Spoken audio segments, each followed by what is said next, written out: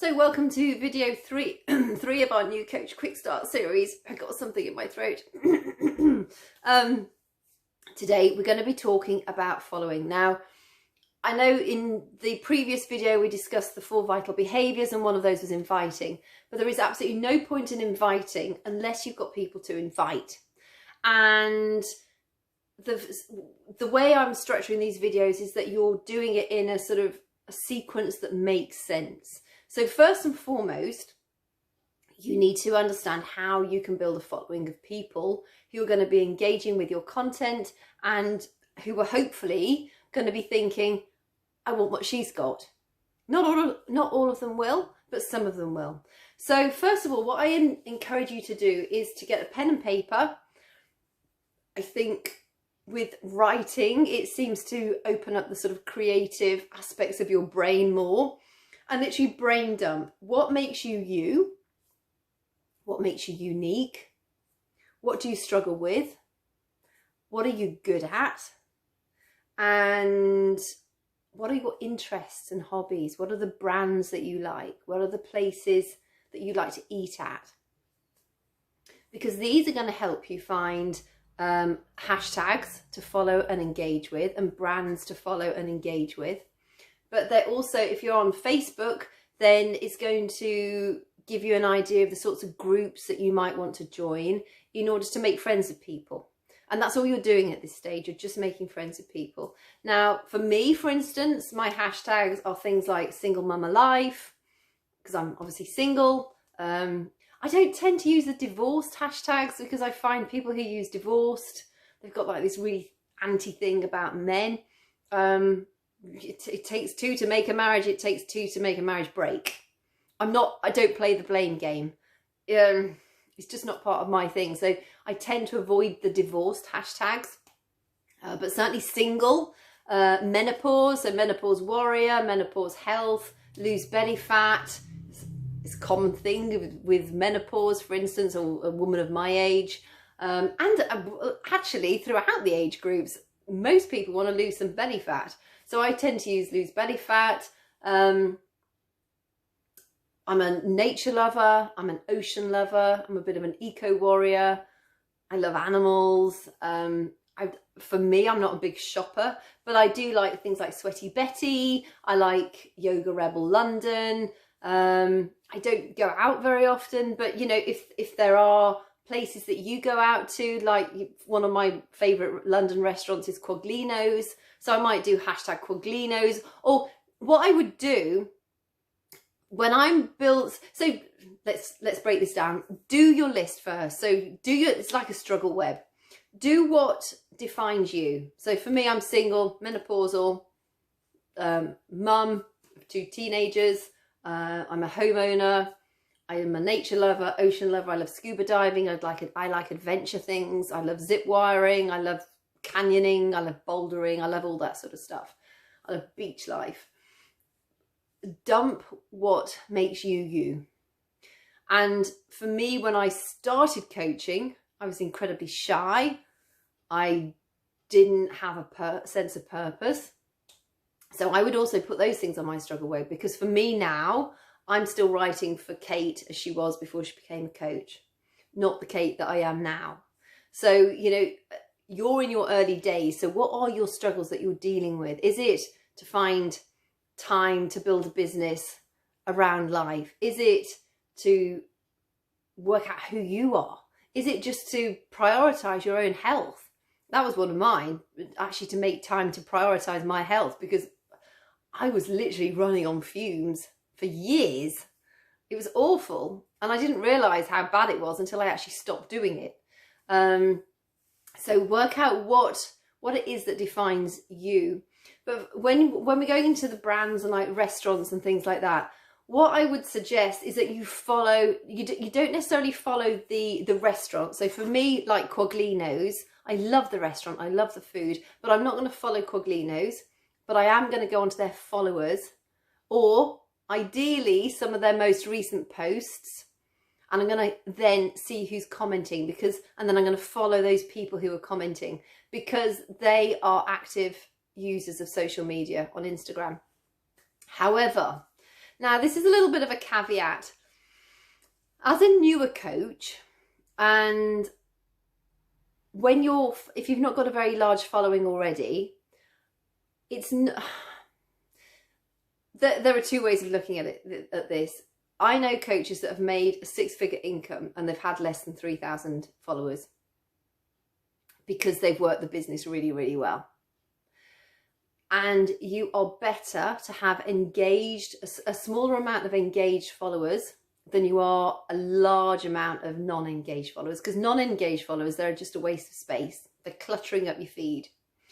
But in the same token, when you have a reasonable amount of followers, and I know it is a vanity figure, it still gives you a little bit of gravitas on your feed. So, you know, if you're talking to people about your boot camp or the coaching opportunity, if you've got like 26 followers, somebody might look at that and think, well, she's only got 26 followers.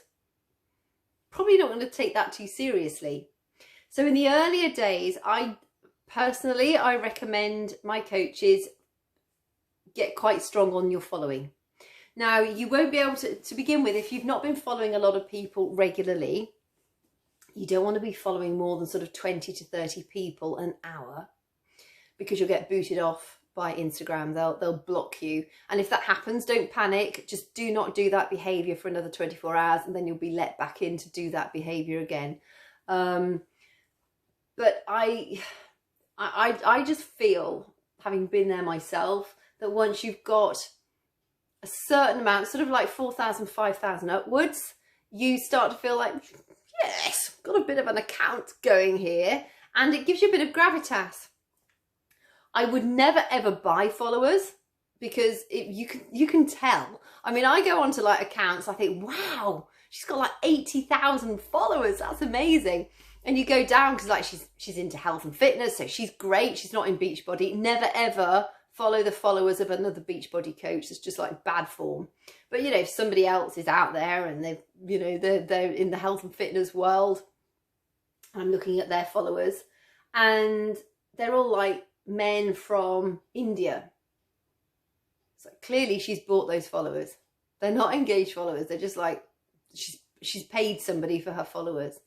And you don't want that, because again, you're working with the thing called the algorithm. And if you've got a huge amount of followers and none of them are engaging in your stuff, like you have 3 comments every time you put a post up, the algorithm is not going to work in your favor, because Instagram's going to know that you've bought those followers.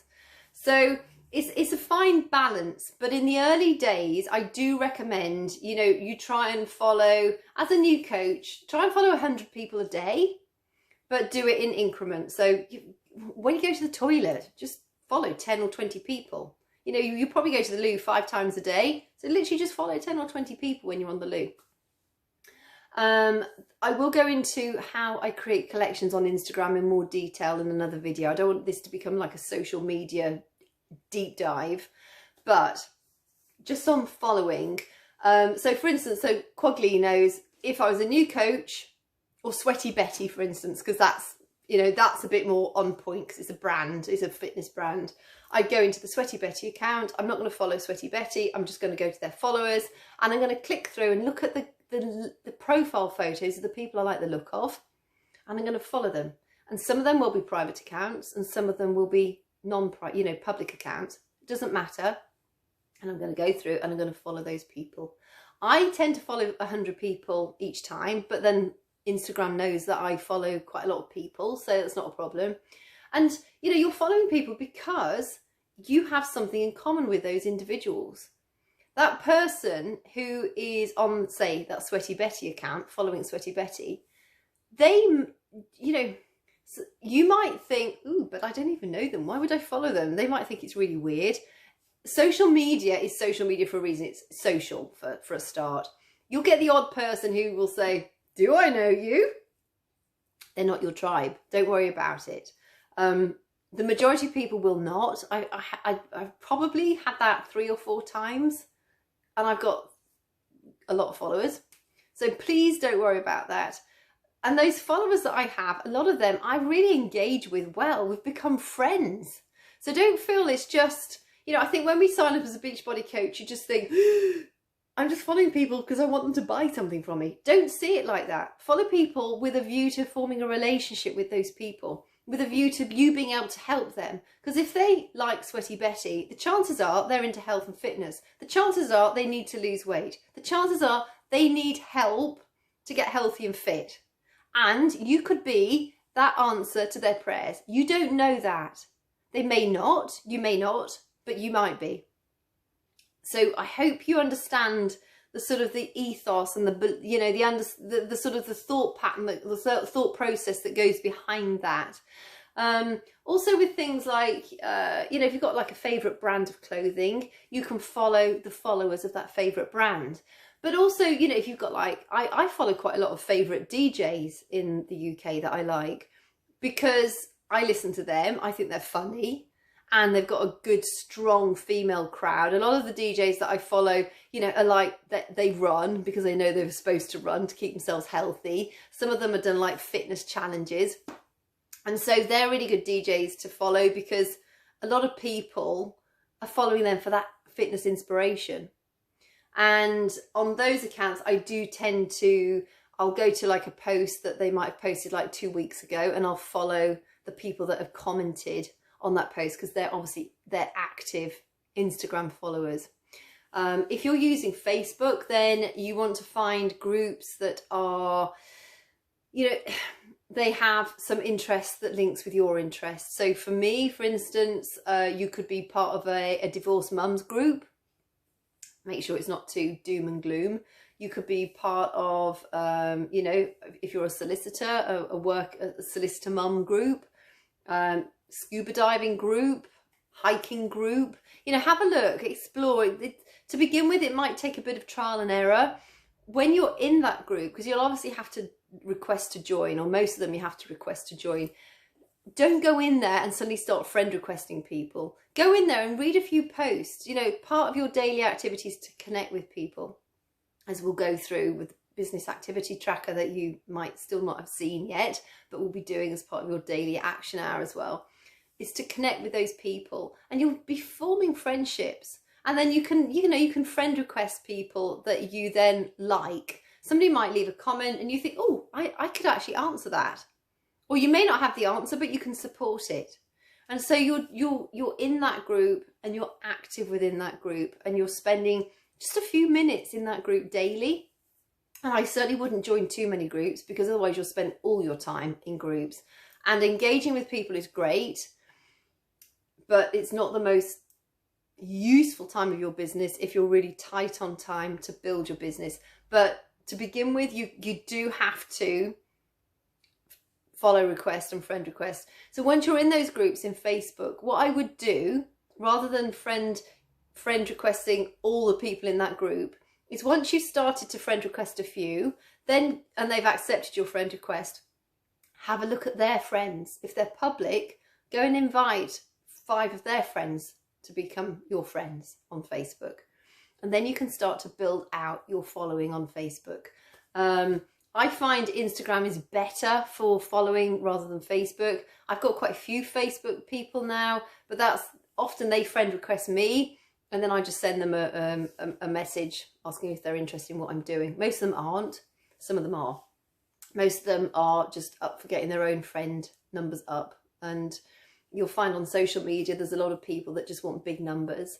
But we'll go into that in more detail too in due course. But so to begin with, you need to start to grow your following base so that you've got people that you can then engage with and invite into either your boot camp or your coaching opportunity. And, you know, see it as creating relationships. That essentially is what we get to do.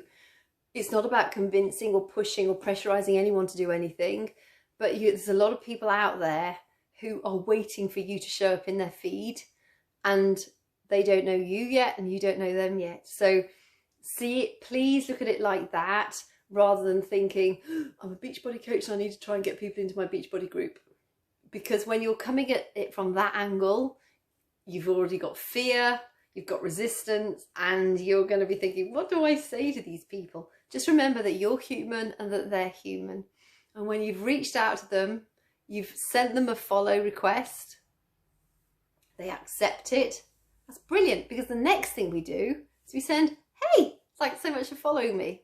Have a nice day. And that's it. But that'll be the next tutorial. I hope this has helped. If you've got any questions, or if anything was unclear, you know, it's clear in my head because I know what I'm talking about. If it wasn't quite clear in your head, please, please, please let me know. Leave a message in the comments and I can get back to you and clarify on that, okay? So keep going strong, friend. You are making amazing progress, and just remember, you have such an exciting opportunity at your fingertips, not just for you, but for the people that you're going to help. Business and health and fitness related. So catch you in the next video.